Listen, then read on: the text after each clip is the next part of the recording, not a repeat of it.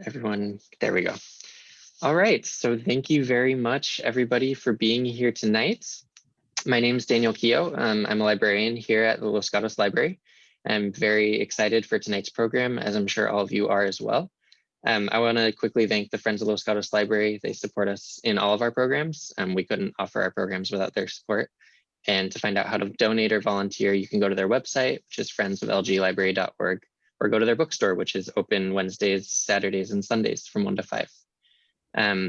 Thank you so much to the UC Master Gardeners of Santa Clara County for being with us here tonight to talk about winter rose care and pruning.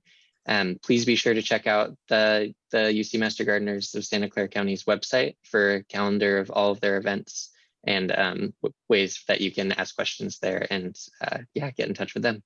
Tonight, we're joined by Master Gardener Pamela Roper, and moderating in the chat will be Master Gardener Pamela Traunstein. And with that, I will hand it over. Hello, everybody. I'm going to get started. I'll launch my presentation right now. So let me get that going.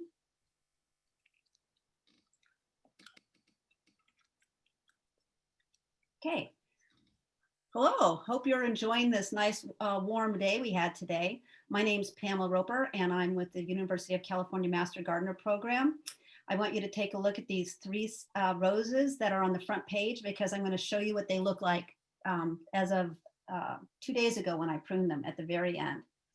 Okay, so as Daniel mentioned, you should be in speaker view, your video it should be off, your microphone is automatically muted, and Pamela will be looking at questions into the chat. So if you take a look at the chat and if you take some time to type in your questions into the chat, Pamela will be looking at them.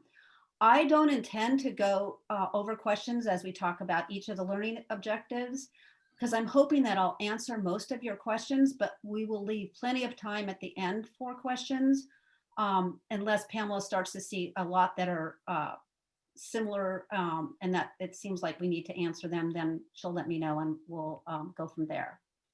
Okay, I wanted to tell you a little bit about the Master Gardener Program of Santa Clara County. We are a group of trained volunteers that go through a program where we get certified as Master Gardeners, and every year we have to keep that up. The University of California Cooperative Extension is the group that administers the county university agriculture naturalization program. And we are an international organization and also national, but not all the states in the US have programs, Master Gardener programs. In California, 52 counties actually do, and they're very much associated with the University of California that's closest to that particular county. Our help desk is listed on this slide. As Daniel said, there's a host of information there. You can see what's going on in terms of free talks throughout the county. There are a lot of wonderful materials, including a link that I showed here with the help desk, which you can type a question into an email and that will get answered.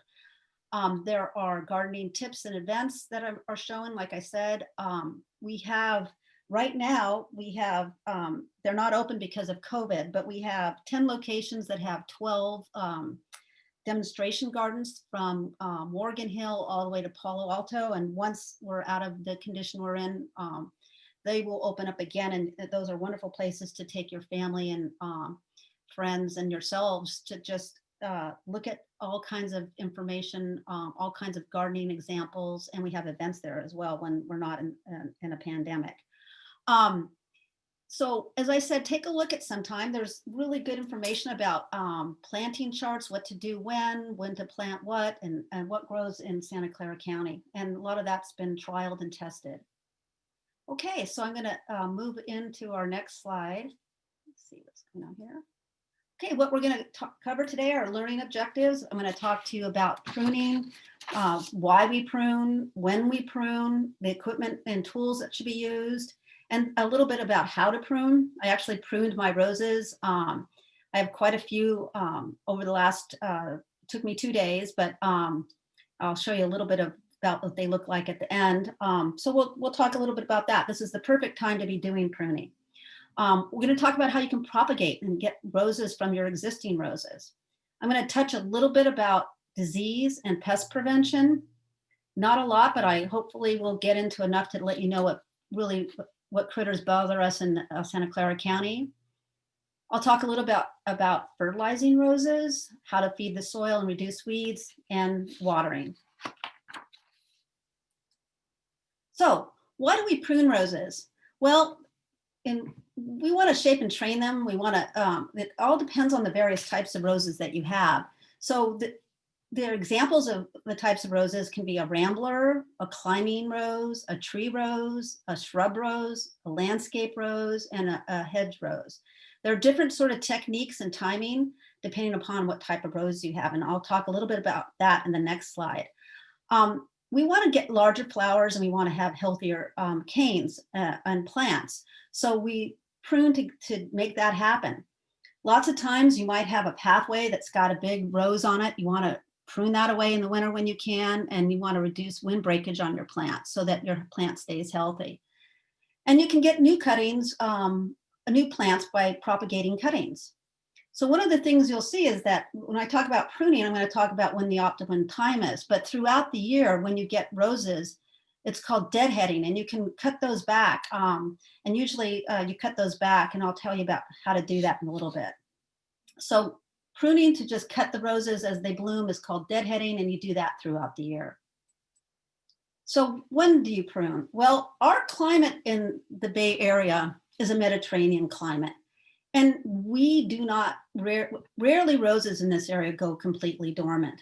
So what we do see in the winter is that roses get into a resting state so that they don't have many leaves.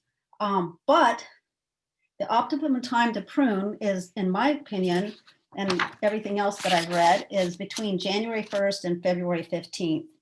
And you want to, if you have a big rose collection, you might want to start in December, but it's a good time to prune before you think there's going to be any kind of freeze or temperatures that get really low. We have frost and freezing.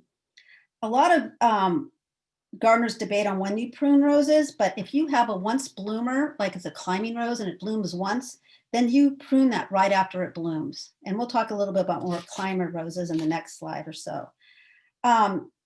You want to really prune before you see any little buds come out. And I'll talk to you about what those bud unions look like and how you can detect those. And there are a lot of places, and I put it in the handout, and there's some videos that I put into your handout that show actual pruning techniques and YouTube videos about how to prune, depending upon the type of rose. And there are 3 of them, and they're all very good. And then there are local rose groups like the San Jose Heritage Rose Garden that I don't know what they're doing now with COVID, but typically they have volunteer sessions where you can go out and actually help and prune. And those are usually in January. So I don't think they're having them now, but in the future, they probably will. So when I first started pruning roses, I thought, okay, you know, I don't need all that fancy stuff. I'm just going to go out and start pruning. Well, the first thing I did was realized, oh, geez, my arm's bleeding and I haven't, and my little short gloves didn't work very well. I like to wear a long sleeve shirt, and I think everybody should wear a long sleeve shirt and long pants, and then rubber or leather gloves for thorn protection. I'm showing gauntlet gloves in this particular slide. They work really well. I actually got a new pair this year, and I had them out this week, and they worked great. So you want to protect yourself. So you also want to use sharp bypass pruners. Don't use an anvil type. It's going to bypass pruner is what you want to do. An anvil type pruner is going to not do a clean cut, and it's going to squash the and press down on the rose cane that you're cutting. I pull out a saw. I pull out some loppers, and I grab a trash can, and I have it in the area. And I actually spread a sheet or old bedcloth down underneath. Makes it a lot easier just to pick it up and dump it into my green bin to dispose of it. You want to make sure that your tools are clean and sharpened. A sharp tool is a good tool. You can clean those with like scrubbing bubbles, or you can use Lysol. And you want to oil your tools after you clean and sharpen them. I avoid Clorox, even though it's a great disinfectant sanitizer. It tends to cause rust, so I don't use it too often. And I can't stress using eye protection enough, especially when you're bending down and looking at the rows that you're pruning. Oh, I wanted to also talk about a couple other things. You can use automatic hedge trimmers if you have a huge rambling climbing rows, just to get it down to where you can start to think about how you want to remove some of the canes. But you can hedge trim that and get it down and then start using your other tools to do the fine tuning. One of the things I want to say about the equipment you have is just, you don't need all of this stuff, but when you get down to where you have bigger roses and canes that you have to remove, it really helps to have the loppers and the saw. Okay, I'm going to talk a little bit about rose anatomy. This will help. When you do deadheading, that's the first slide that you're going, the first diagram you're going to see on the left there. It talks about getting down to 5 leaflet leaves. So when you get a flower and it's summertime and you want to remove it, count down till you see 2 leaves come across that have 5 of them together. So you count 1, 2, 3, 4, 5. There can be 5s or 7. You want to cut right above that 5 leaf count, because what it does is it keeps vigor in the plant and it allows the plant to grow off that old wood the next year. So that's called deadheading, and count down to 5 and it will really help. In the center diagram, you're going to see what I'm trying to pull out is called the outward facing bud. So every time you see a stem come out or a flower come out, it usually is right above that bud. So you can start to look at these at the outside of your plant. You always want to look on the outside, not the inside of these canes or branches. Look on the outside and look for that outward facing bud. When you find that, you want to make your cut about 1/4 inch above that. Do that at a 45-degree angle, not at a sharp angle, because you'll create area that you don't need for any kind of disease or critter to get in there. And then the last one is just showing you that there's typically a bud union at the bottom of your flower bush, your rose bush, and you might even see suckers come up. Always get rid of those suckers. They're coming off the root stem. I mean, excuse me. They're coming off of I'm having a mental block. They're coming off of the roots portion of the actual rose, and you want to trim those off. But this is just a little bit of background on what you see when you look at a rose. So as I said, you want to make a cut. You want to look for that outward facing bud. You're going to cut it at a 45-degree angle. It doesn't have to be exactly 45. There's pros and cons on both. You can go straight across, but a 45-degree angle seems to be about right. And you want to cut about 1/4 inch above that dormant bud eye and cut on the outside. Because if you cut on the outside, you're going to force the plant to grow on the outside. So it starts to angle outward, not inward. That's why they say look for the outward facing bud eyes and cut there. The other 2 diagrams show you what a rose bush might look like in the dormancy stage or in winter. And you want to say to yourself, I'm going to get down to the diagram on the right. It's kind of opened. It's got a base shape going with it. And you're going to go in and you're going to say, what do I see that looks dead? And get rid of those right away. Cut them down. If they're dead, cut them all the way down to the bud union that we talked about at the bottom. If they're shriveled up, you'll see that. If they're the size of a pencil, you want to cut them out too. But you can bring your plant down, and I'm going to show you that, to about 1/3 to 1/2. If you start getting into a lot lower, then you're going to be doing, like if you take off 2/3 to, more than 1/2, that's deep pruning, and you weaken your plant when you do that. So you probably don't want to do that. You probably should start with about 1/3.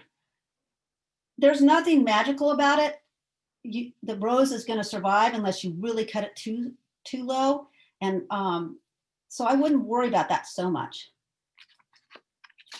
So before you get started, you want to think about what kind of rose do I actually have?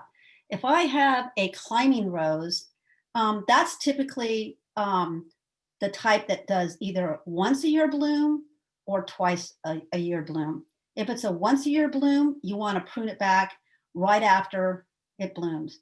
If it's a ever blooming or repeat blooming, you're going to do it in winter. So decide how far down you want to go and take off the growth there. I always, as a rule of thumb, say about 1/3.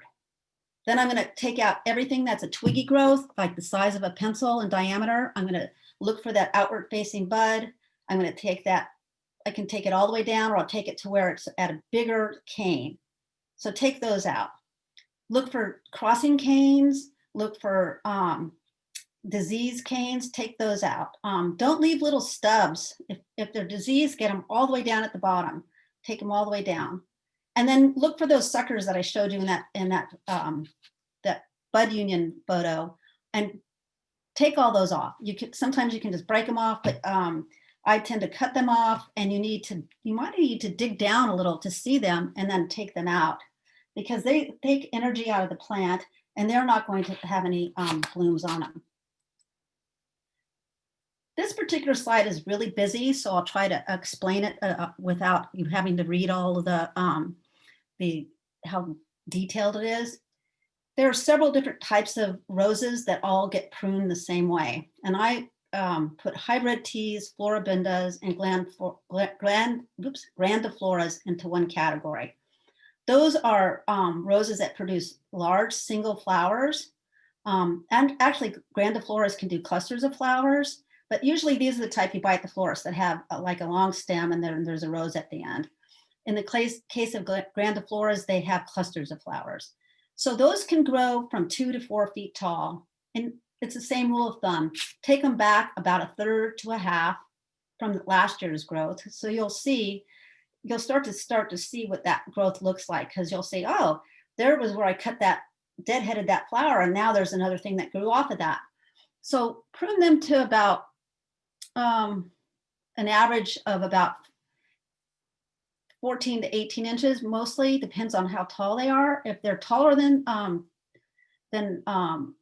like grandifloras can get pretty tall. So I would never take those down any lower than 2 feet.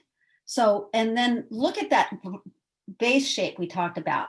You want to keep that vase shape open because you want to have air circulation through there. You want to keep the plant having the ability to get circulation through the canes. So leave about 5 to 10 canes.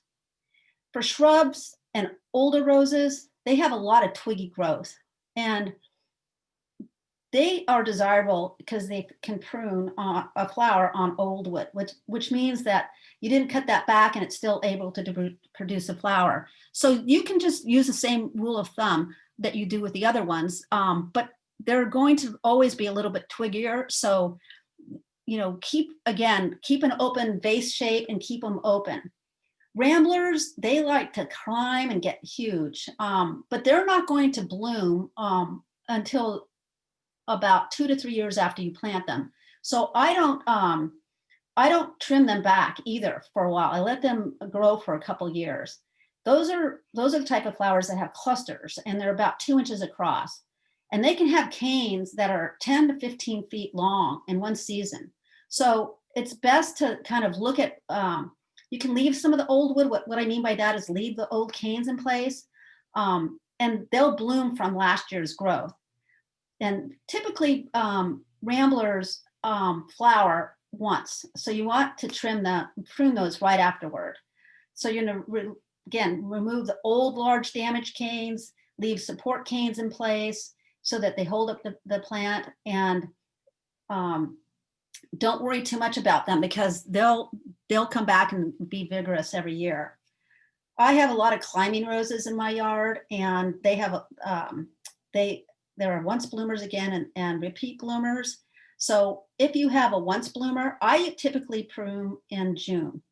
For the repeat bloomers, I prune back in Now, January. For the same type of thing, cut out all the dead and diseased canes, remove 1 or 2 of the oldest canes to make room for new canes. And you'll look and you'll see those old canes. You'll know because they're going to be bigger, older, and they're going to look darker and dried out. And then what you see with climbing roses is they have the longer canes, the main ones that you might train on a trellis or a fence or some support. And then they have lateral. So if you're to hold a pencil and think about little things shooting out of the top or shooting out of the bottom, those are the lateral canes. And you want to trim those back to 3 or 4 inches. One of the things with climbing roses is you want to have the train of the laterals pointing down so that they're draping, not up, because they go up and they don't have that shape that you want. So you want to make sure that you get some of those climbing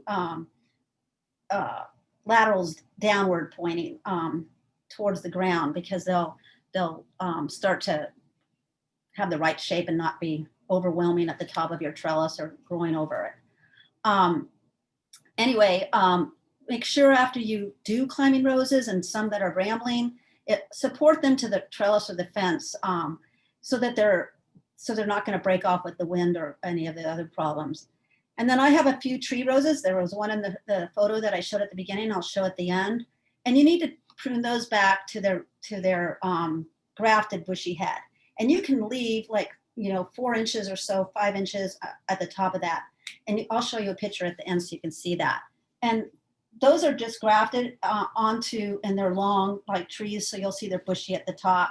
They have like flowering antlers, and they have bud unions that you'll see that were just like the ones at the bottom, but they're at the top of the trunk, not at the bottom. Okay, I'm rambling on here. After I prune out all the canes, diseased canes, the pencil-shaped cane, size canes, I take off every single leaf, and I either clip them off or pull them away, because they harbor insects, rust, and other diseases that can carry over from over winter or carry over from one year to the next. You want to clean all the leaves and debris away from the base of the plant. Sometimes you can see that the bud union in the area is scaly at the bottom. You can scrape that off. And you'll see that at the bud union. I did that the other day. I thought, oh, I haven't scraped that in a long time. But you want to definitely get rid of all the debris and put it into your green waste, not into a compost. It's not hot enough here, and you certainly don't want any of those leaves, especially if they have rust and other problems, fungal problems in your compost piles.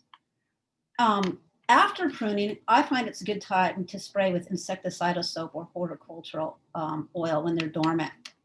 And those soaps that you use, neem oil, different oils, they will destroy overwintering scales and insect eggs and other things that are harmful to the plant. You have to be careful though. You want to look to make sure that you don't see any beneficial insects. Those are things like lacewings, ladybugs, I can name a few others. And don't do it when you think it's going to rain, because it's not going to be effective. So don't do it when it's foggy or moisture. If there's moisture outside, look for a day like today and you could have sprayed. And then, like I said, dispose of all your old canes. Don't put them in the compost pile. I took these pictures this week. These are, instead of, there are 2 types of roses that you can buy, bare root and potted roses. These are potted roses. The one on the left, you can see this is January. This is, you can see the bud unions are starting to swell. See what I mean about outward bud unions and inward ones? Most of these were kind of out. So this is January, and this isn't even planted, and you're always seeing bud unions swelling. That's because it's been nice and warm and not as much rain. So this rose on the left is called Easy on the Eyes. It's a new one. It was produced in 2018. It's pretty fragrant. When I say produced in 2018, it'll be really important when we start to talk about propagation, because you can't propagate a rose. You can, but it has to it depends on how long it's been around. On the right side is a bunch of roses. Those are grandiflora roses. Those get quite tall. These are they can get 5 to 10 feet tall actually, but take a look at how low these are when you buy them. So you see these are really pruned back and they're going to grow like crazy, but you can kind of see the vase shape in the ones on the right and the left that they left. And that's kind of what I wanted to pull out of this. So you could see that these are pruned quite low, but they're still going to grow fine.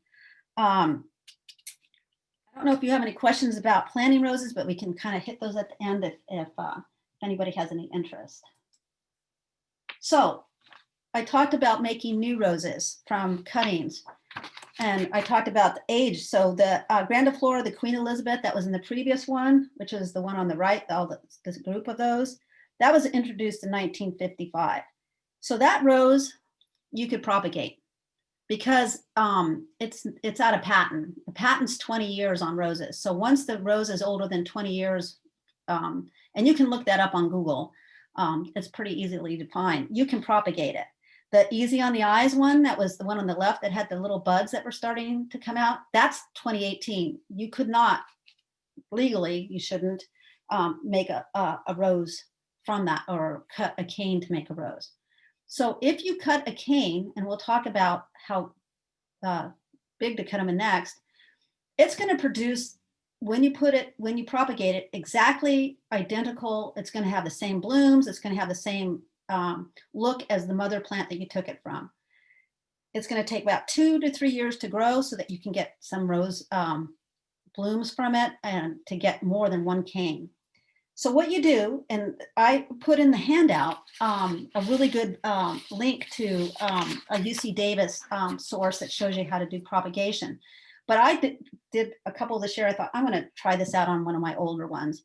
I cut a stem to about 6 to 8 inches. I cut one about the size of a pencil. You can go a little bit bigger. And I made a cut above the node, that outward facing node at 45-degree angle. I didn't dip mine in rooting hormone, but you can, following the directions for rooting hormone. And then you just make a hole in the ground. So I took a pencil, stuck it down 3 inches, and I put that cane that I just cut into the ground, made sure it was snug and it wasn't going to fall over. And then I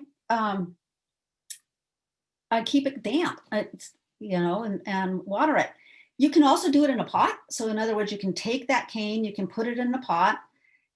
You can even put it like a little mini greenhouse by taking a plastic bag, securing it with a rubber band, and watching it, and you start to see some growth. You're going to have to monitor that because you're going to have to water and have to make sure that it's not a sunny spot.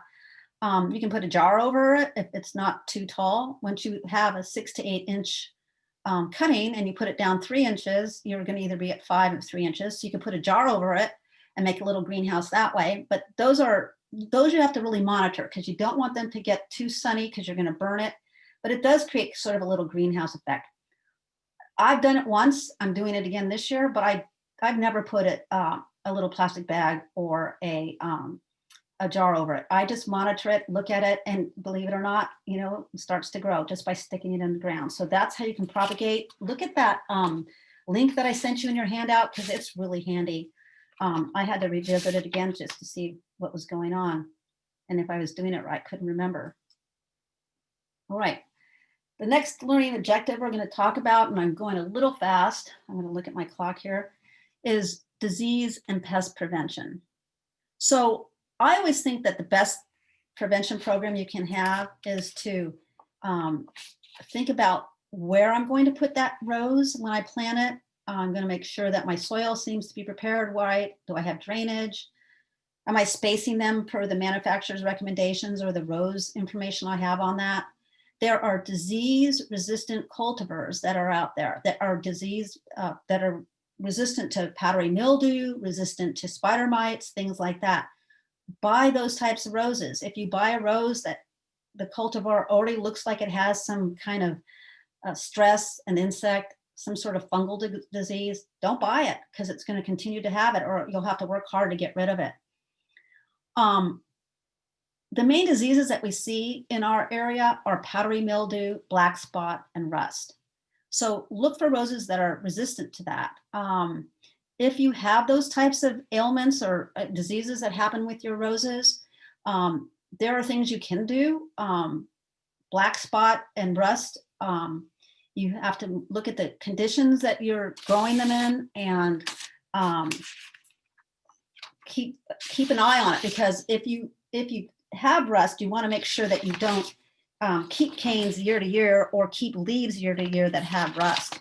So what I found, particularly with items like rust, is that in California, if you're inland and it's wet, you're going to get more rust. So what you'll see is the infected leaves will drop off, and you'll see little orange pustules underneath.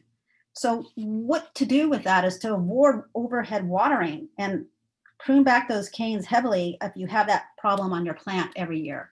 And if you keep doing that, you'll get rid of it. If you have black spot, that's also a fungus, and you'll see that there are going to be kind of little margins or feathery things and black spot on the upper surface of the leaves. And then eventually you're going to see little black dots or spots on your leaves. And really what happens with this is if your plant stays wet too long, you start to see this. You don't want your main part of your leaves wet for any more than 7 hours. If you're washing off plants, make sure you do it early in the day so you can avoid that. And in most cases, master gardeners don't recommend any kind of harmful fungicides or pesticides. Look for organic sprays for fungal diseases and follow the recommended instructions for those. On my roses, and I think roses in Santa Clara County, the #1 pest is aphids. So look for them early in spring. And you can use horticulture oil on it, but there are a lot of beneficial insects that will take care of your aphids for you. So before you do anything, look around and see, do I have any of those helpful insects? Do I have any ladybugs around, lacewings around? They're going to take care of those for you. If it gets bad enough, you can use like neem oil or a spray like that. There are many ways to control the pests on roses, and I, in the handout, also gave you information in the resource sheet on pests and diseases for roses. There are a lot of pest guides that are out there. One of the things that I didn't say is you can get spider mites, and one of the things with spider mites is a lot of people are like, gosh, you know, I don't know I get spider mites every year. Well, they have that rose in a very, very dusty area, and they don't wash off the leaves, and they don't look underneath the leaves, and they don't treat underneath the leaves. So for spider mites, you want to do that, and you want to constantly hose them off, but you want to do it earlier enough in the day so that the leaves have an opportunity to dry out, because you're going to introduce another disease or pest if you don't let that happen. So those are the main ones that we have here, and someone's got their hand raised, but I guess we can get to that in a bit. Those are the main ones that we have here in Santa Clara County, and that there's all different kinds of things like, and I'm going to turn that next to this chart. There are a lot of things that you can do by establishing a routine care for your roses. This is an example that came from Keenes County. Tulare Keenes County is about 176 miles away from here. It's got very similar, if not identical, growing conditions for roses as we have. Their dormancy rate is about the same as ours between New Year's and Valentine's Day. And what this particular chart says is, you know, you've got to kind of look at your roses by month and kind of figure out what's going on. So for January and February, for example, you're going to prune them. You're going to plant your bare root or a container plant, like I showed you in that photo, or transplant or propagate. I always fertilize right after I do my pruning, and we'll talk about some of that in a second, the type of fertilizer you can use and when to use it. You don't need to fertilize as often as this chart shows you, but if you want large, big blooms throughout the year, they're saying fertilize throughout the summer. And a lot of people do, especially people that are growing roses for show or really like to have big flowers. Deadheading, like I said, is normal. You do it whenever you have a rose bud that's dead, that's died back. You want to go to the 5th leaf and cut right above that, and do that throughout the summer. We talked about aphids and beetles. There's several kind of beetles that there's a fuller rose beetle. There's a notched and that create notched and ragged edges of your leaves. There's hoopla beetles. Just monitor for that and then look them up. If you see a beetle, don't get confused with big beetles. We don't have big beetles, but they're little small beetles and you'll see them. Aphids, same thing. Look for them in those months, particularly in the spring, early spring. Scale, that's another insect, and borers. We talked about spider mice. Those are typically in the dusty summertime areas, especially if you live like where there's dust or a road by you or something, you'll see a lot of spiders. Monitoring for rust and black spots, it's conditional. It's usually in the spring and you'll see that there. And then powdery mildew is also depends on the weather, but these are the months when it mostly occurs. This is a cool table. I really liked it. Kind of told you what was going on. Fertilizing roses. Gosh, that's another whole thing to do when you do your pruning. I usually do it after a bloom cycle if you want to encourage more flowering, but I do it when I prune. And I don't want to over fertilize. You don't want to add high nitrogen fertilizers. I don't know if you know that when you see something that says 10, 10, 10, that 10% nitrogen, 10% phosphate, and 10% potassium. So you'll see those labels on fertilizers. You want to stay in the 10, 10, 10 range. And it's kind of neat to have those slow reduced, like an osmocote that actually is where you put that fertilizer in, and it actually goes over time where it works its magic in the soil, letting it feed itself throughout the time that's effective. So I kind of figure out, when do I want to do this? What's my annual fertility program going to be? A spring application is always good. I talked about using a general purpose fertilizer. I use about a half a cup to 1 cup per plant as a good rule of thumb. I spread it in a band about 6 inches from the stem or the bud union, the growing area, out to about 18 inches, and I work it into the soil. I just get my trowel and I work it into the soil. If you want to do, like it showed in the other chart, something in June, you can do that and you'll get bigger blooms or more blooms. And the encapsulated, like I said, the oxycote, those are controlled release. That was the word I was looking at. Those controlled release fertilizers, they work pretty well. Sometimes people who do water basin watering, in other words, they have a basin where they have water running through it, they might prefer a liquid fertilizer. Some gardeners spray their leaves directly with a hose end applicator with fertilizers. That works fine too. Again, do not let your rose leaves stay wet too long. You're going to introduce insects and diseases, fungal diseases. So you want to do it early in the day and you want to let them dry out. But the biggest thing you should do is be on the watch for beneficial insects. The worst thing you want to do is kill a beneficial insect that's going to take care of a spider mite or an aphid, and then you're going to have more aphids because you killed the person that's the natural enemy. You killed the natural enemy of that particular insect. Let's see here. Feeding the soil and reducing weeds. So in Santa Clara County, we have very clay-like soil. I live in Saratoga. I know that I have clay soil throughout my yard. My roses do very well.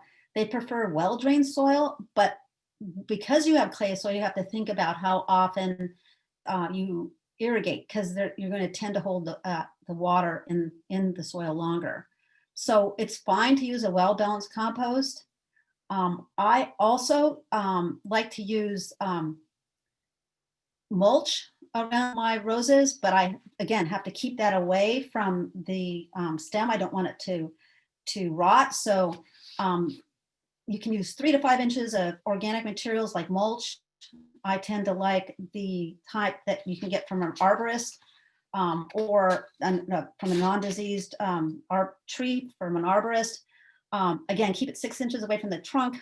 You can also use woven landscape fabric, and you can put it under your mulch, and it will help control the weeds for several years. What you want to do is, like with any plant, is get the weeds in early spring so that they don't produce flowers and produce more weeds. So it's a good idea to feed your soil and to reduce weeds by using mulch and compost. Okay, this is an interesting one because everybody has different ways that they water. I tend to love drip line irrigation because it puts the water where you want it. But you want to figure out how much water your roses need. So all that's depending upon the type of soil you have. Do you have sandy loam soil, which means it's very it doesn't clump into your hand. Roses really prefer that.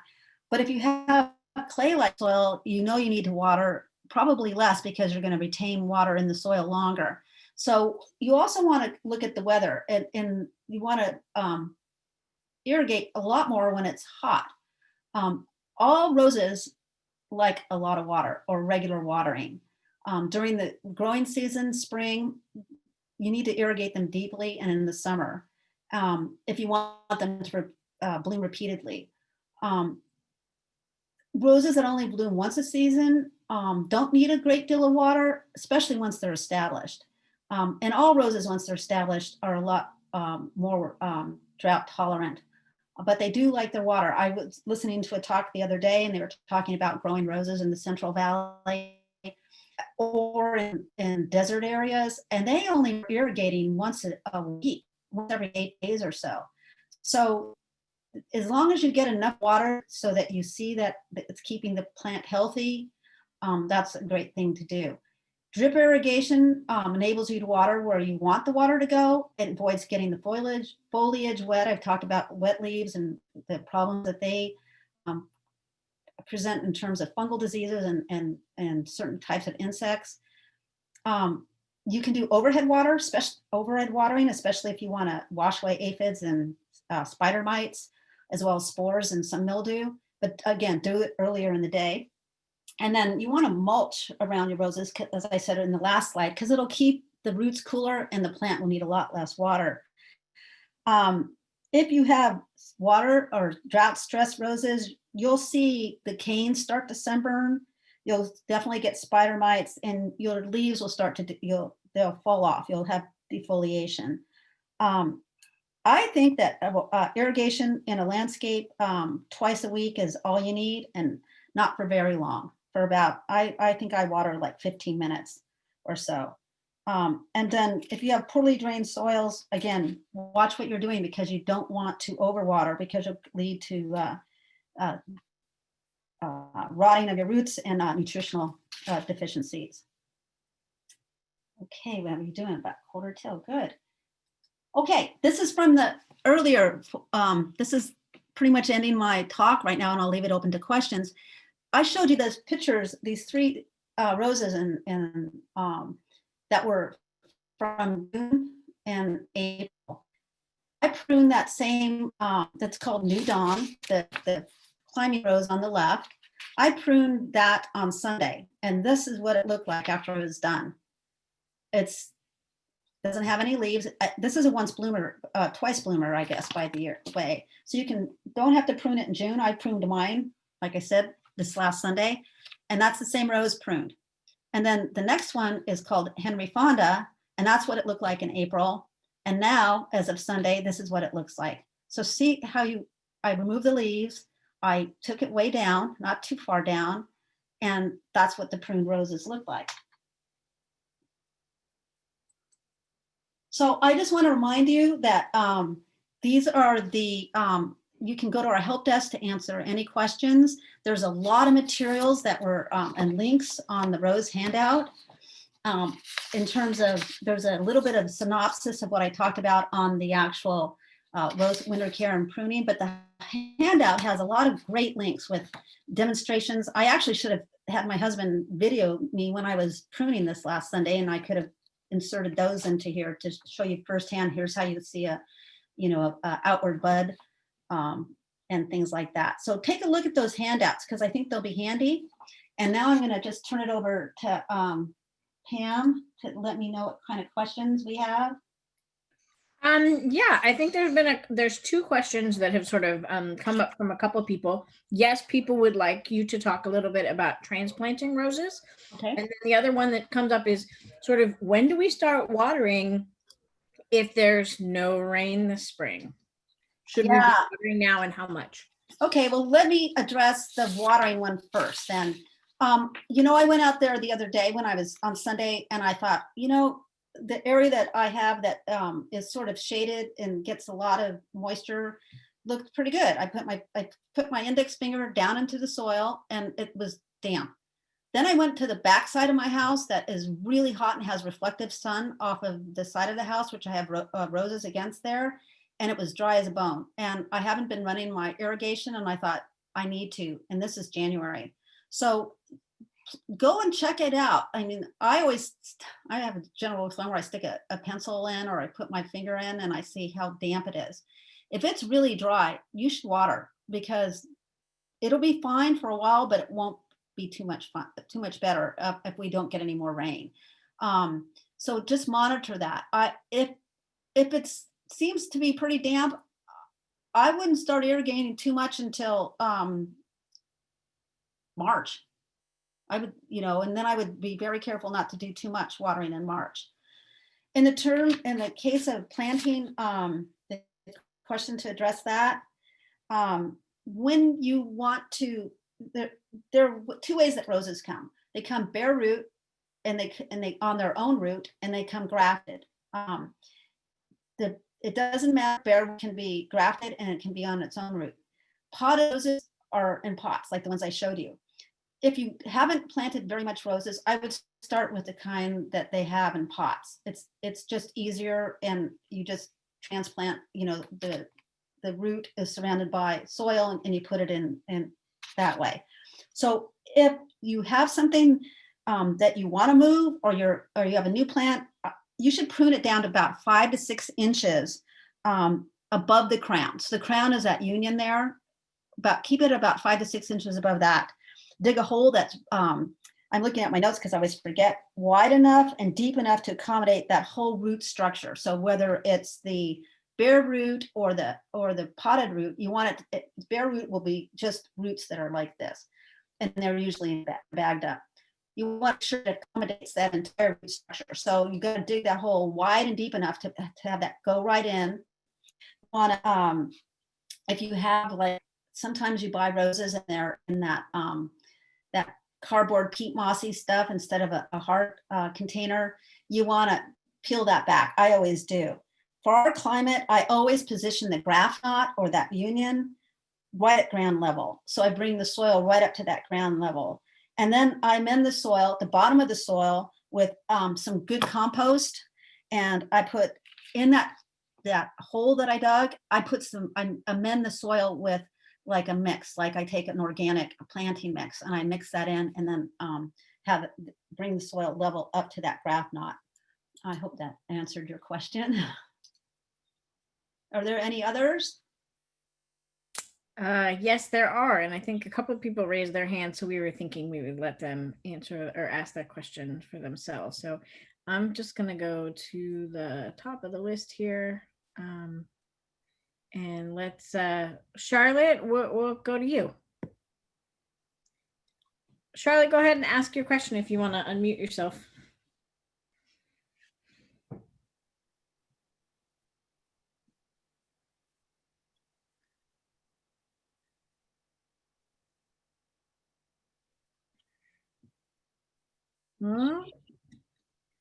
Well, we'll go to the next person on the list, maybe. How about Robin? Robin, would you like to ask your question? Okay, can you hear me now? We can. Oh, very good. I didn't see a button to push before. I have very, very old roses, like over 60 years old. And there's some really big canes and some little ones that have been coming up, but I've been afraid to prune them. I sort of inherited the house, and but one of them has a black spot, I'm sure. I'm up in Delnort County, up in Klamath. I'm just inland from the coast, so I get a lot of rain, a lot of fog, that sort of thing. But the one plant, which is my favorite rose of all, it's got these leaves that they're just sort of curly. They just never seem like they're happy, you know? And that's the one that's really got, it looks to me like black spot. Is there any way to save this rose, do you think? Yeah. Yeah. Do you take off all the leaves every year? No, I've never done this. This is the first time I've learned anything about anything. So that's what I'm going to be doing Yeah, tomorrow. I would, Probably. a couple of things. Yeah, I would look, first off, I'd look for any diseased or older canes that look like, you'll know. I mean, you can almost take your hand and go like this and they'll break off. And then I actually had some graft unions on some tree roses that you could see where the rose was grafted and then where they cut it off. Were on the rootstock. Where they cut it off, that was dead. So I just sawed that off. Just look around first to see, what canes look really old. On an old rose like that, you might want to leave 5 to 7 of the bigger canes or branches, but go in and clean out the whole inside so it looks like a vase, and then remove all those leaves, because those diseases like rose spot, those fungal diseases, they'll carry over. So you want to get rid of those leaves and see what happens, especially if they're curling. You might want to think about, there's other, you can probably do curling leaves on roses, UCCA, and into a search engine on Google or something, and it'll come up and tell you what might be causing that. I can't think of what it is right now. It could be even a beetle of some kind, but I think it's too late for that in the year for a beetle. But I would definitely take off all those leaves and trim out all those older dead canes. I have roses in my yard that are probably 50 years old too, that I inherited when I moved into this house.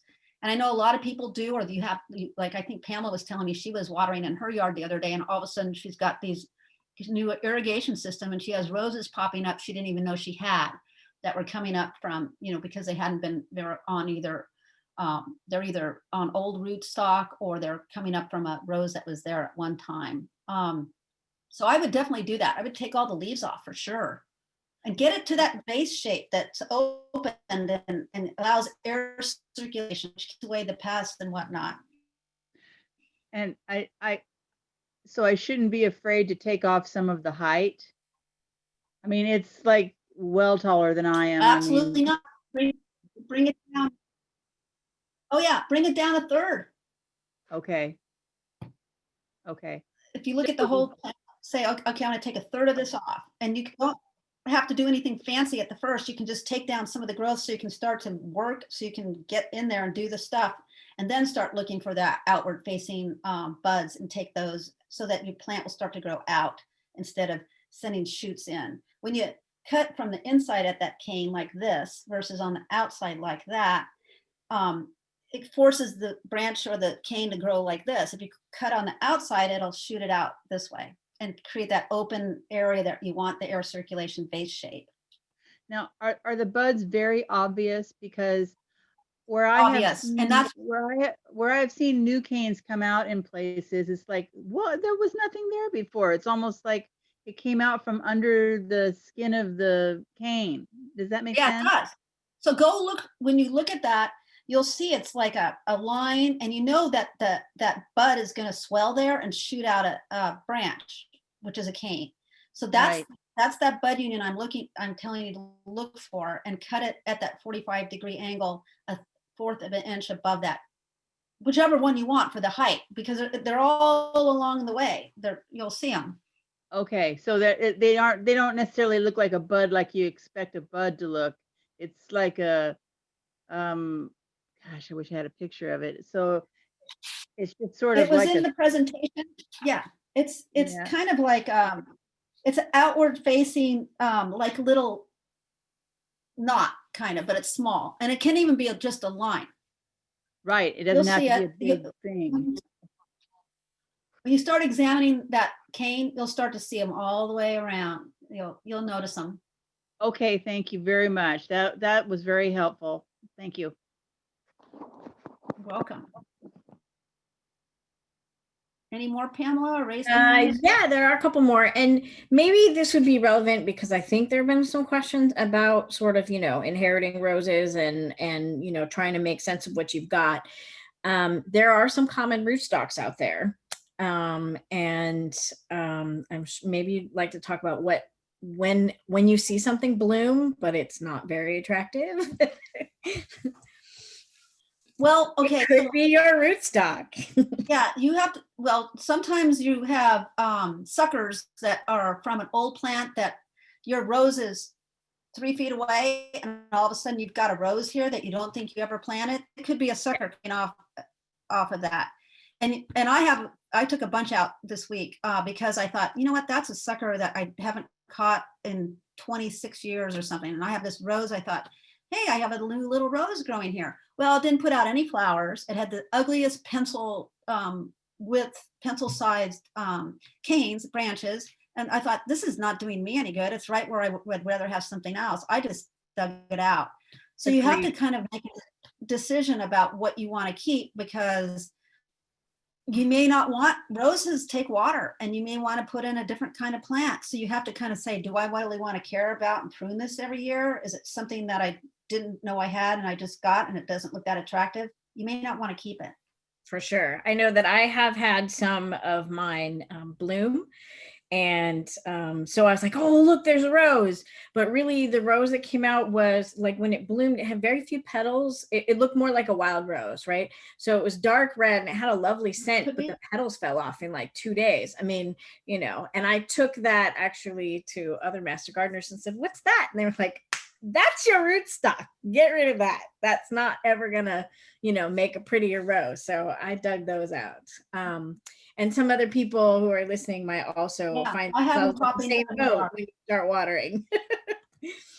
There are a couple other questions, so maybe we'll take another attendee. Let's see, Charlotte. She's still here, so let's see if we can give her a chance. Charlotte, I'm gonna invite you to unmute yourself.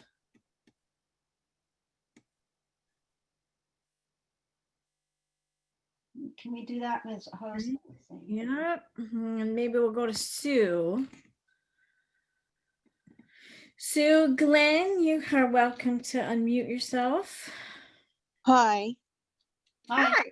Hi, I live in Napa. And for the last few years, I haven't been able to go out and prune my roses because I've had some trouble with shoulders. So I know I've got the roses are planted, but there's there's some probably 1 inch. We put rock around the bottom of the rose bushes. And I know that there's some leaves in there that are have rust on them.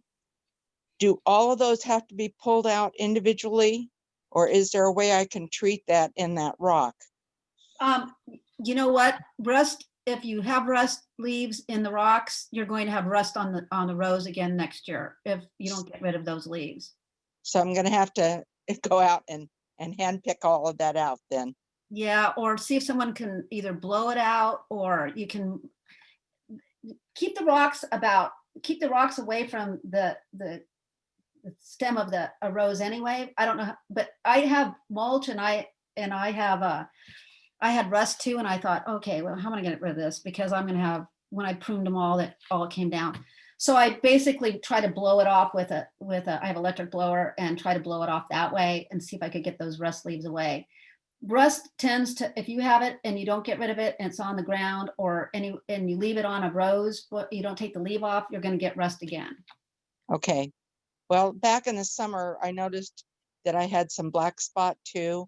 So I was going out and stripping the leaves off, trying to leave the healthy ones and just stripping off the diseased ones. And I have a Mr. Lincoln rose that is got a really bad shape now. So I'm going to try to see if I can open it up. One of the main canes looks like it's dead. So I'm going to have to saw that one off. But And then I have another rose that puts on suckers all the time, and it's just a real problem. And that's Barber Bush, and it's a beautiful rose, but it's got terrible thorns on it. So I'm almost to the point I think I need to dig it up and just get rid of it. Yeah, sometimes it's a hard decision to make but in the end, you probably would want a more desirable plant there. I would actually ask for where you have the black spot rose. Do you have, is there good air circulation around it? And are you seeing that it's wet all the time? I'm just wondering. Well, yeah, my husband has a tendency to turn, we water them from the bottom, we just turn on the hose and let it run. But I think that it runs too long, and he thinks he's deep watering, but I think it's causing more problem than help. Yeah. So I'm sure, we do have clay too. And that's probably contributing. One of the things you want to do too with the black spot is you can use neem oil on it, and it's fairly helpful. That's, I would use that as a last measure, but they'll be effective to reduce your black spot. I would be very leery of using any time release sort of in the soil types of fungicides or anything like that, because they're not good for the environment. But neem oil or something would be effective on your black spot if you try to open it up, get good air circulation around it, and not keep it so moist. It may go away with just those measures. But if it doesn't, I would say you might have to resort to spraying it with neem oil. So if they're planted like 2.5 foot apart from each other, is that too close together? No, as long as you can keep air circulation by pruning out the interior of the plant too, so it has that open vase shape. Okay. They're growing into each other, and it's always moist between the two roses there. Then do they both have black spot? They might. Yeah. The Barber Bush and the Mr. Lincoln, and I really like Mr. Lincoln because it has such a nice fragrance. Yeah. Those are both good sized roses, so that proximity might be contributing to part of the problem too. Okay. All right. Well, thank you very much. I'm going to see if I can pull up the handouts that you had. Okay, good. Yeah, they have some of that in there, especially the IPM one that's at the very bottom on the resource page is a great one to go to, and it'll give you descriptions about all the diseases and the funguses and the insects that affect roses. Okay. All right. Well, thank you so much. And it was very informative. I appreciate your help. Thanks. Another thing to note on those packages of horticultural oil and neem oil, they do have a warning not to use them over certain temperatures. And so that's the other advantage of early attention to your roses, because when it reaches 85 degrees and full sun, there isn't a whole lot you can do for the things you see on the rose at that point. That's true. Very true. Well, all right. Let's see. Roberta, maybe I can only see part of the name. Let's go ahead and ask your question.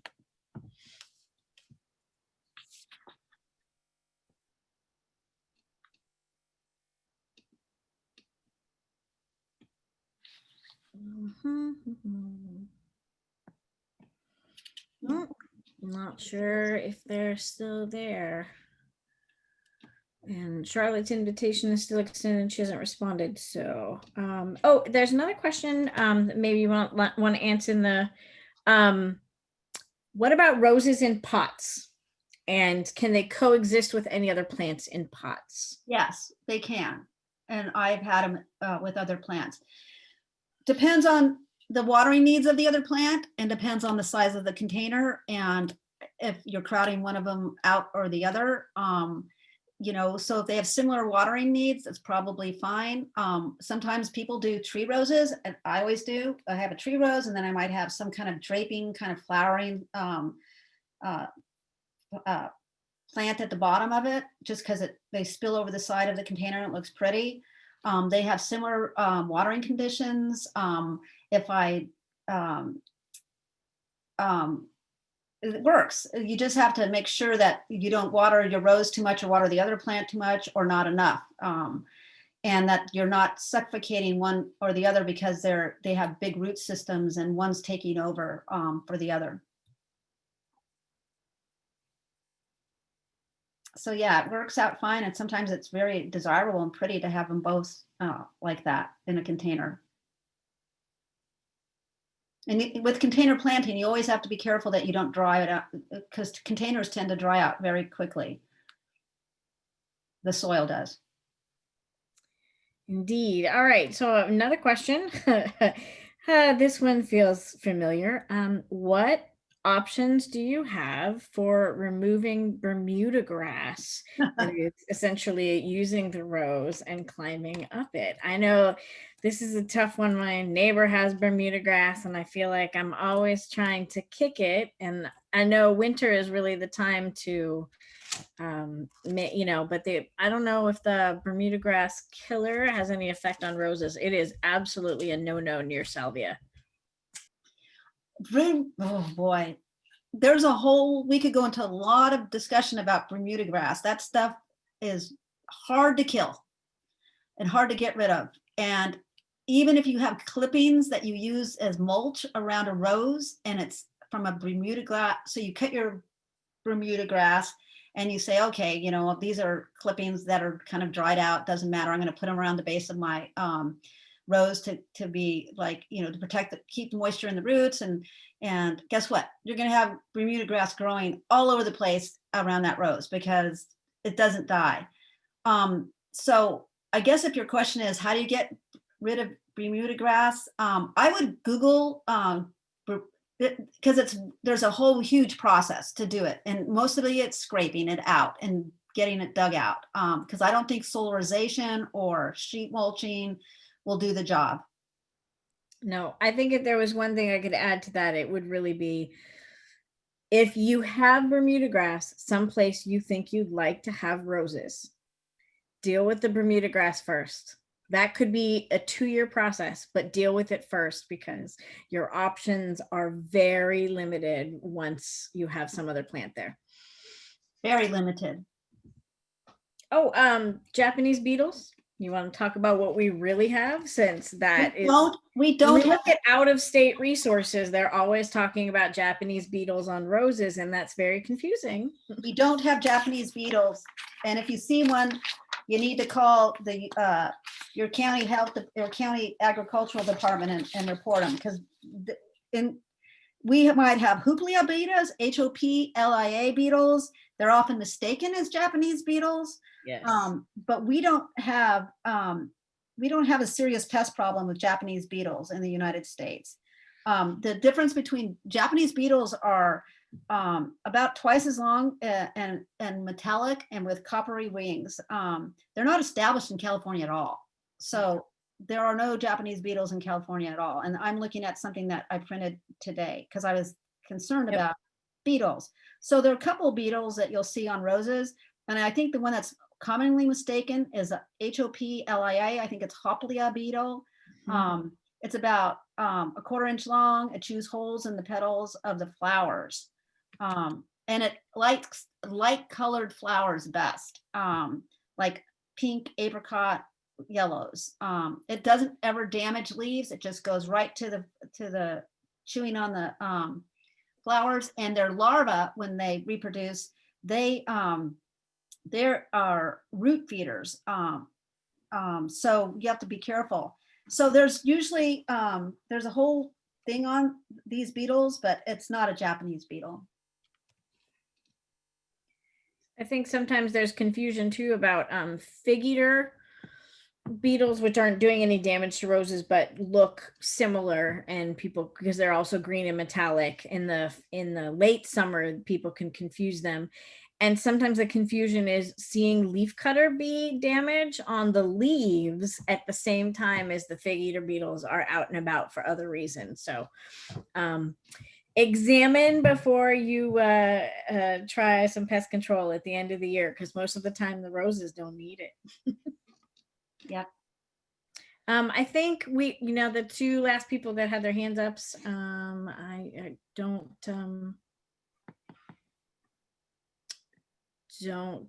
haven't come back. They were invited to ask their question and haven't come back. So I do not know. Yeah, sure. Go ahead, Christopher.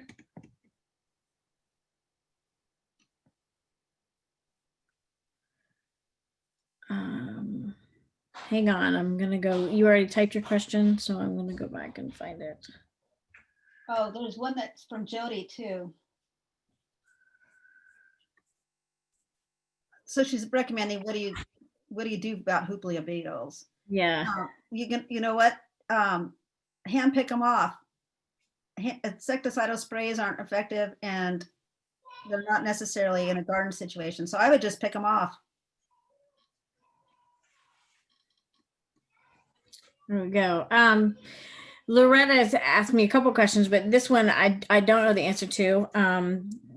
She had baby rose bushes that said that the package said they were ground cover, and they've actually grown about 4 feet high and sort of into each other. She planted them about 4 feet apart. And what kind of rose is that really, and how should she be trimming or pruning them? So that sounds okay. That could be any kind of rose. So it sounds like a landscape rose or a shrub. Not a carpet rose. Is that what they call those? I can't hear you. A carpet rose? I don't know about carpet roses, but sometimes they label them carpet roses. Those are they're usually landscape roses. Okay. Or hedge roses. And if they're growing into each other, depends on how close you planted them to each other. If you want them to be almost one of the typical ones is simplicity, and they grow. People like to have them because they're always ever blooming, and they create kind of a hedge look. So it all depends on what kind of look and landscape feature you want in your yard, and how close you planted them to each other. If a lot of the branches look dead, I would prune them out. And if you want space in between those roses, and instead of having them look like a hedge, prune them so that they have that shape. I guess, is that answering the question? I think so. Christopher's question. His rose plants really grew well this season, but with very few blooms. Why would that be? I'd have to ask, did he prune it? Did he have a regular, annual maintenance on them in terms of, fertilizing? Oh, I should say, one of my favorite fertilizers of all is alfalfa pellets. They're inexpensive. You can go to your feed store and get them. I put about a cup on each side of my roses, and they are timed release, and they are so wonderful. So if you have, it all depends on if they had enough water, if they were pruned, if they got some feeding, how the soil is. Did something change in your yard from one year to the next? It's hard to answer without knowing all those things. Yeah, and I don't know. I know that when I have done the really old rose that I have, that's the most established, I've gotten a lot of cane growth, but not necessarily a lot of flowers on the years that I totally neglected to fertilize them at all. But I don't know if, you mentioned balanced fertilizer, but if the fertilizer was perhaps unbalanced and had too much nitrogen relative, would that cause more vegetative growth the way it does for some other plants? It could. And you can get nitrogen heavy too, which would cause a lot of growth and not a lot of blooms.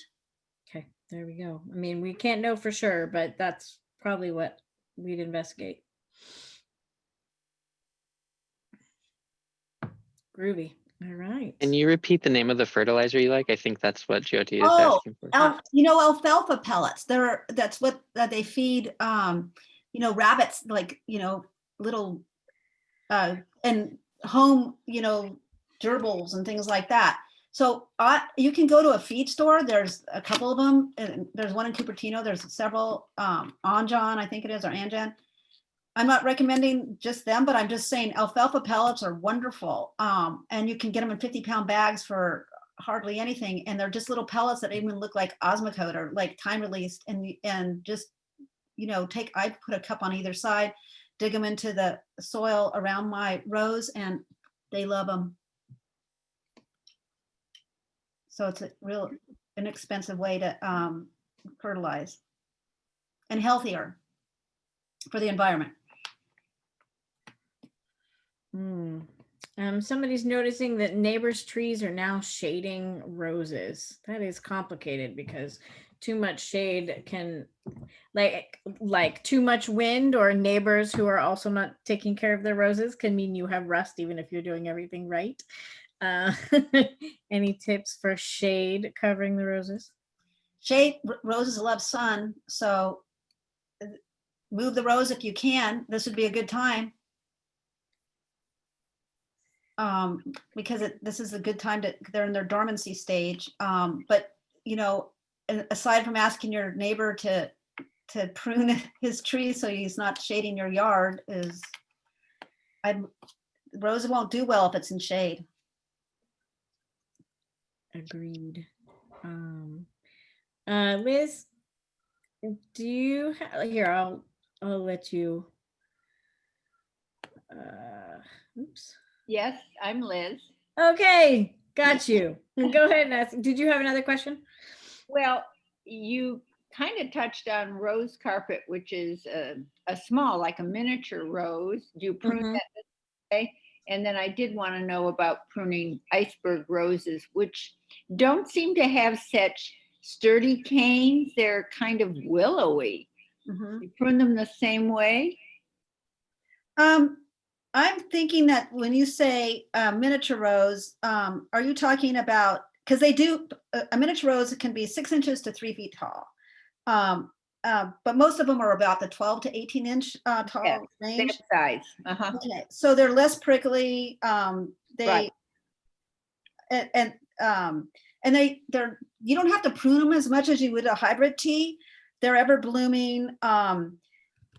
So yes, you can prune them the same way, but they're not, you don't need to be as picky about pruning them, and you probably should follow the same rules about looking for any disease canes, looking for really skinny, the skinniest ones and getting them off, things like that. Okay. And so then iceberg, I just do like a floribunda. Yeah, or you know, I think the icebergs are the ones that are the newer ones that are more ever blooming, and they have fewer thorns. So, you know, deadhead them when they bloom, and then do it the same way as you would the other ones. Okay, thank you. Great. You really can't go wrong when you prune roses. You can, unless you do such heavy pruning that you cause an older rose to die. It's kind of an art that after a while you start to go, okay, that rose likes it this way, this one doesn't, this one likes a heavy pruning. You kind of get your groove. You can't really mess them up too much unless they're diseased and dying anyway, or really old and you do too much. Good. All right. Joseph, we'll give you a chance to ask your question.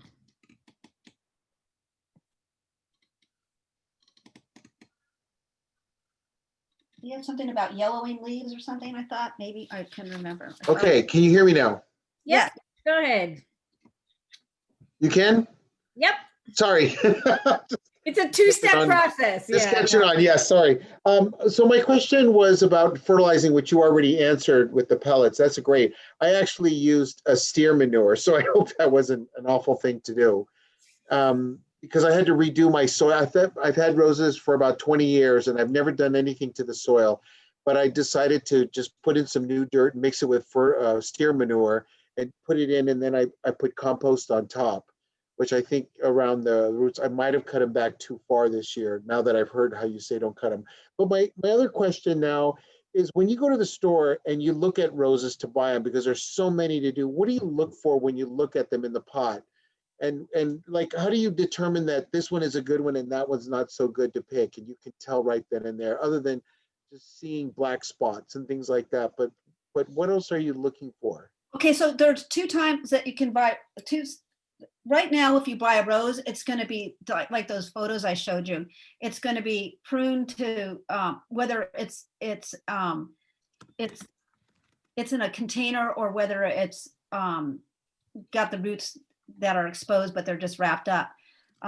So if I'm looking right now and where to plant a rose, it's the best time, because I can look at that rose and see that, number one, I want to buy a cultivar that has it's resistant. So I want it.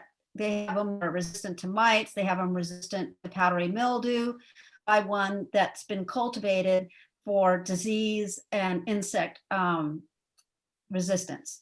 I also want to buy one for the area that I want to put it in. So do I want it to climb? Do I want it to be a hedge? Do I want it to be like a standing rose that is a specimen rose by itself, that's like a Grand Flora or a Floribunda or a hybrid tea? Hybrid trees, remember, they're the kind that florists use that grow a rose at the end.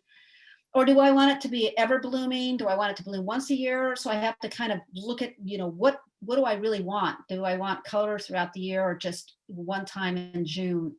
Because that pink rose I showed you on the front of mine is a 1 or 2 time bloomer, and in June it's beautiful, but the rest of the year it's just, I'm just dealing with trying to keep the leaves looking green. And then you have to, pick a sunny spot and put it in, but it's really, what color do you want? What size do you want?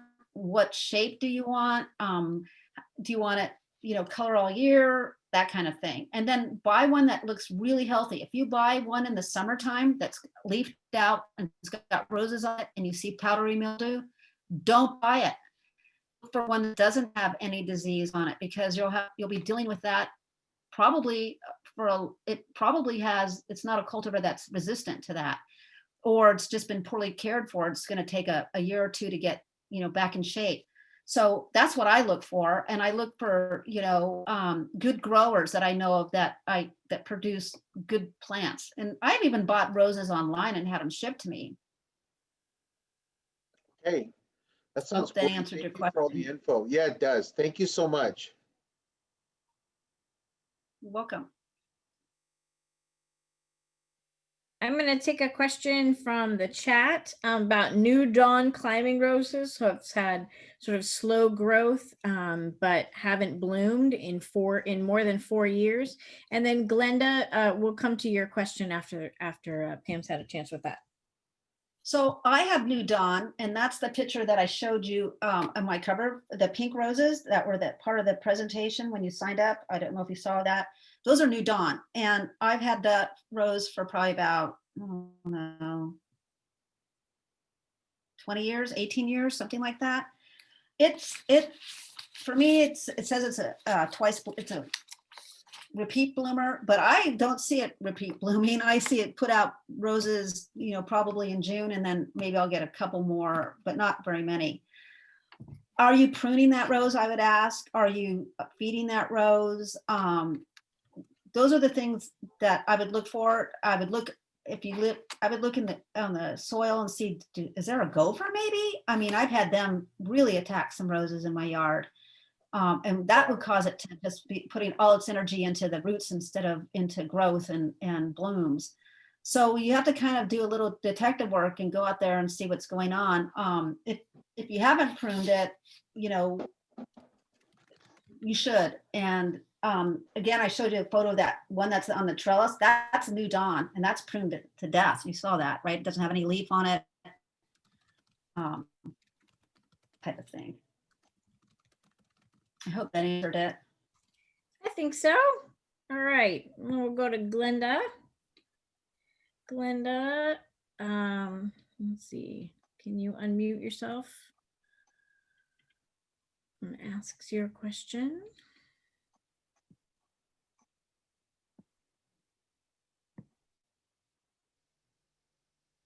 Glenda, are you there?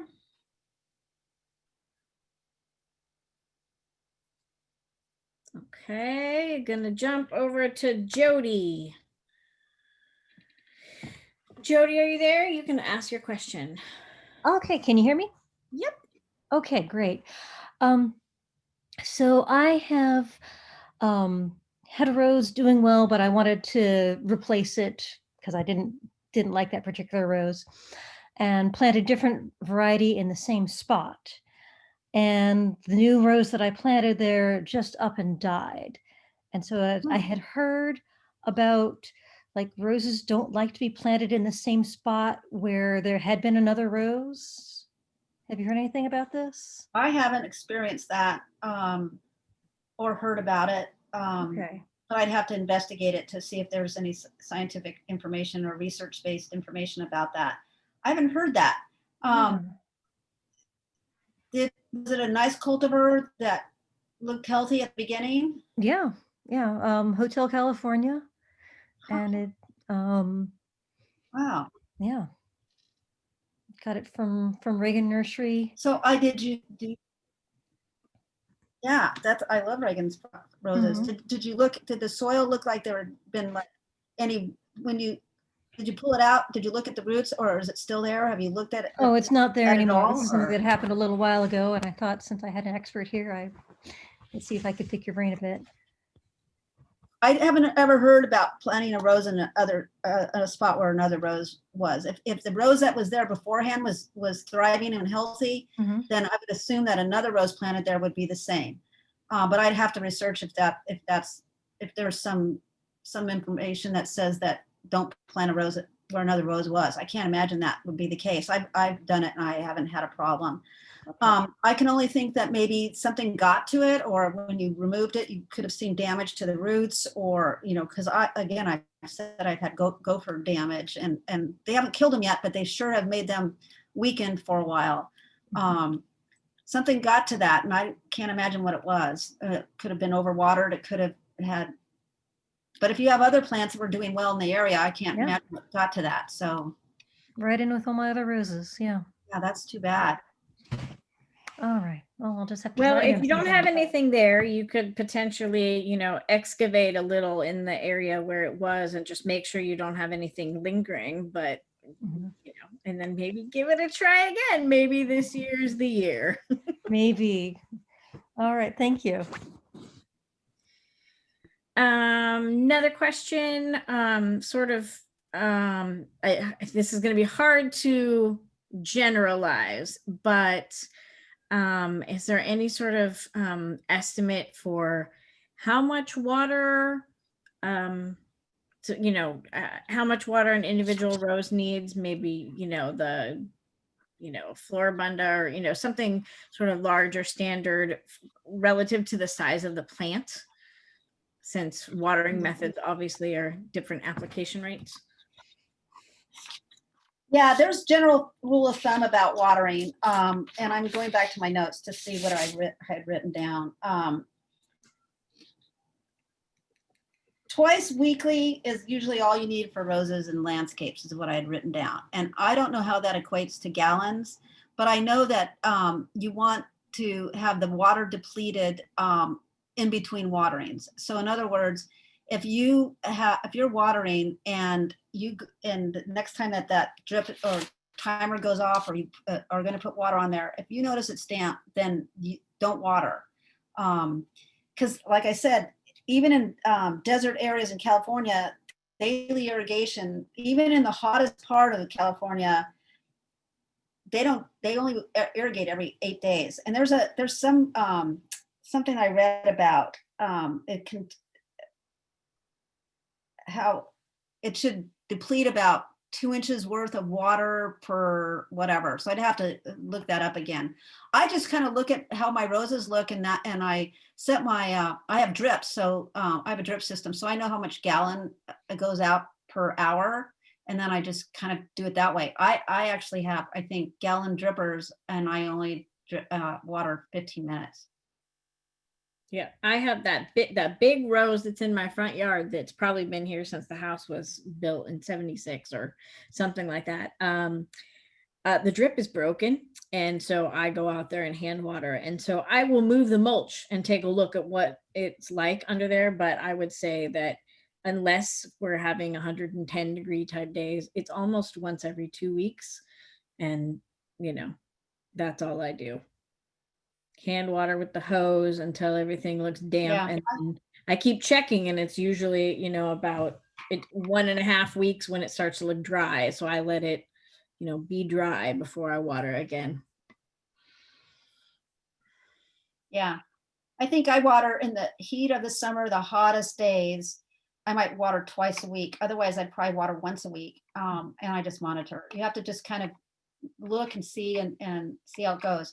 I think you can also Google that too. If you did rose watering, and then always put a UC, like University of California CA, you'll get the really good information from rose experts that are out there doing agricultural rose growing for nurseries and things like that. So there's a guy named John Carlick that a lot of my information comes from when I'm doing talks, and he's a rose expert, and I think you can get right to his information pretty easily. Maybe he has a general rule of thumb for watering. I didn't find it when I was looking, but because I wanted to make sure I did everything that was really scientifically based. But sometimes it's just you getting out there and seeing what's going on in your garden and how they're doing with the watering schedule you have. For sure. Let's see. I think the only people with questions at the moment have not. We sent out a request allowing them to talk, and they haven't responded. So you might be. So I know that Daniel, did you want to? Did you have a particular time that we? Do? Sorry, what was that? I was just wondering if you had a particular time you wanted us to wrap up here. I think we can just about wrap up. It looks like maybe one more person just raised their hands. Okay. Maybe Glenda, if we want to take that question. Yeah, I sent her a request in that she could unmute, and okay, she hasn't responded. Yeah. Gotcha. Okay, it's not showing. I don't think she's attached to sound. It looks like. Oh. Because the mute button's not popping up. Got it. Yeah, so if there's any other questions.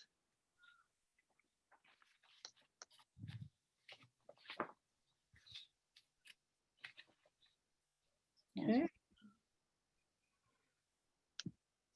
Cool. Really? Oh, I see. Yeah, what is your question, Agnes?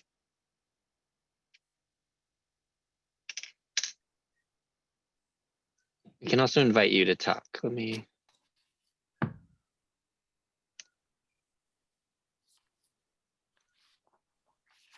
Can you hear us? There we go.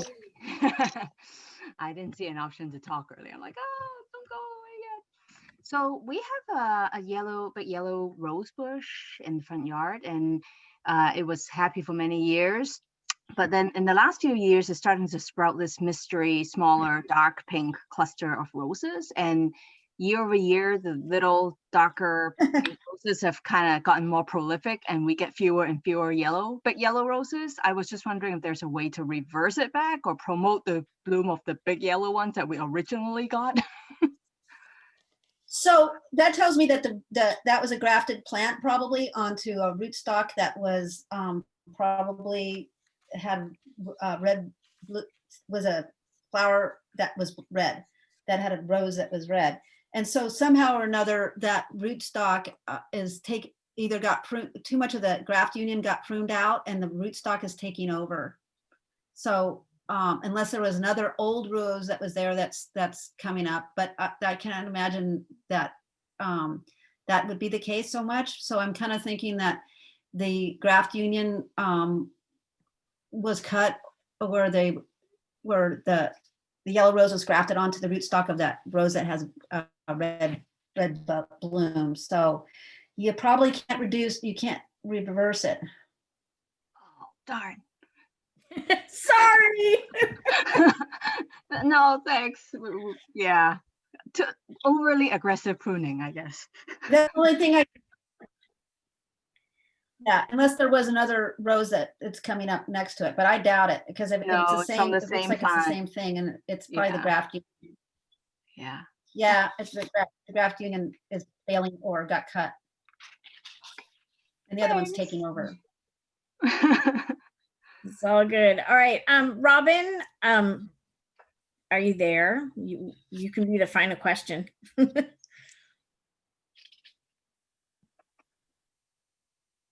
Robin, you're allowed to talk. It's not showing us a microphone. You might have to connect to audio if there's a button to do that.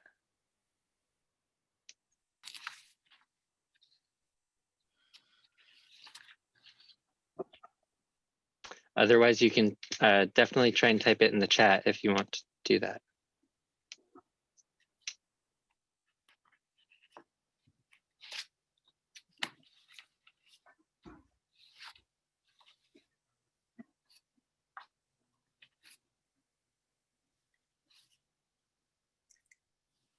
You have to be slower with it. I do it slow. Oh, Glenda's talking. Oh, are you there? Glenda, we can hear you. You can unmute yourself and ask a question if you like.